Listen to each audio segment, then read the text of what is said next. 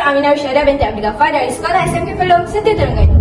Kod sekolah TEA 084. Rencana sistem pendidikan RPM 2026 hingga 2035 merupakan pilihan tujuh pendidikan negara bagi tempoh 10 tahun yang bertujuan untuk meningkatkan insan sejahtera melalui sistem pendidikan yang berkualiti, inklusif dan mampan.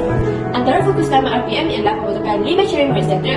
Yang pertama ialah beradab. Murid yang beradab memiliki akhlak yang mulia, menghormati orang lain, mengembangkan nilai budi, serta bertanggungjawab terhadap diri sendiri, masyarakat dan negara yang berilmu. Murid yang berilmu mempunyai pengetahuan yang luas dalam bidang akademik dan bukan akademik. Kemahiran.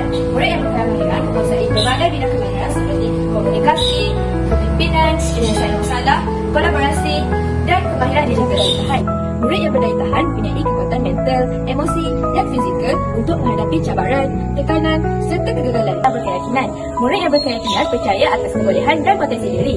Mereka berani mencuba. Yang pertama, infak RPM 2026 hingga 2035 kepada murid ialah dapat membentuk sosial dan kedua, infak RPM kepada guru ialah menggalakkan penggunaan pedagogi yang lebih kreatif dan berpusatkan murid. Pada pentadbir sekolah ialah membantu mewujudkan budaya sekolah yang positif, selamat dan kondusif. Wapa dan komuniti ialah menggalakkan pelibatan aktif dalam pendidikan anak-anak dan membentuk hubungan yang lebih erat antara sekolah dan komuniti. Sebagai penutup, RPM 2026 hingga 2035 merupakan langkah penting dalam melahirkan insan sejahtera yang seimbang dari segi intelek, emosi, rohani dan sosial.